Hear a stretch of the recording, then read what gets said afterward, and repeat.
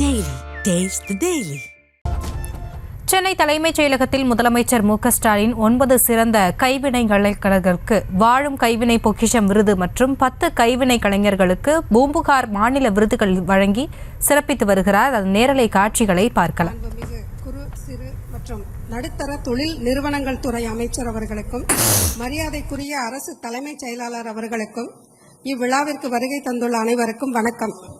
ஒவ்வொரு ஆண்டும் தமிழ்நாடு அரசு கைவினை தொழிலுக்காகவே தங்கள் வாழ்க்கையை அர்ப்பணித்துக் கொண்ட 65 வயதுக்கு மேல் சென்னை தலைமைச் செயலகத்தில் முதலமைச்சர் ஸ்டாலின் 9 சிறந்த கைவினைஞர்களுக்கு வாழும் கைவினை பொக்கிஷம் விருது மற்றும் 10 கைவினைஞர்களுக்கு பூம்புகார் மாநில விருதுகள் வழங்கி சிறப்பித்து வருகிறார். அதன் நேரலை காட்சிகளை பார்த்து வருகிறோம். விவரங்களோடு இணைகிறார் நமது செய்தியாளர் பாரிகார்த்திக். முழு விவரங்களை வழங்கலாம்.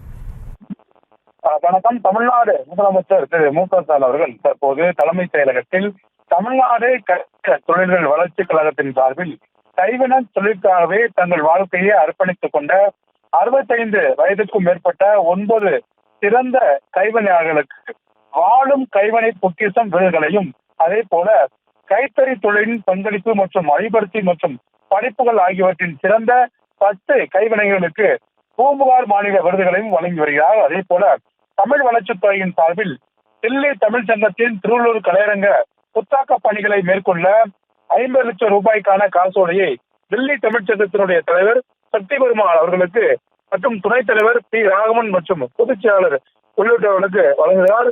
மேலும் தமிழ்நாடு முதலமைச்சர் அவர்கள் சண்டிகர் மன்றத்தில் இருக்கக்கூடிய கட்டிட விரிவாக்க பணிகளை மேற்கொள்ள 50 லட்சம் ரூபாய்க்கான காசோலையும் மற்றும் சண்டிகர் தமிழ் மன்றத்தின் சார்பில் அந்த தலைவரிடம் வழங்குகிறார். இதே போல தொடர்ச்சியாக தமிழ்நாடு மாநிலத்தில் இந்தியா முழுக்க இருக்கக்கூடிய அனைத்து மாநிலங்களிலும் தமிழ் இருக்கைகளை மேம்படுத்தவும் அதே போல தமிழ் பள்ளிகளை சீரமைக்கவும் பல்வேறு நிதி உதவிகளை வழங்கி வருகிறது.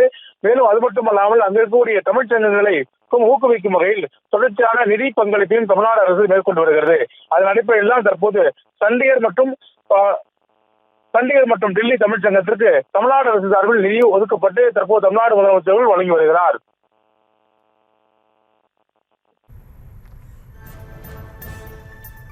விவரங்களுக்கு நன்றி பாரிகார்த்திக்.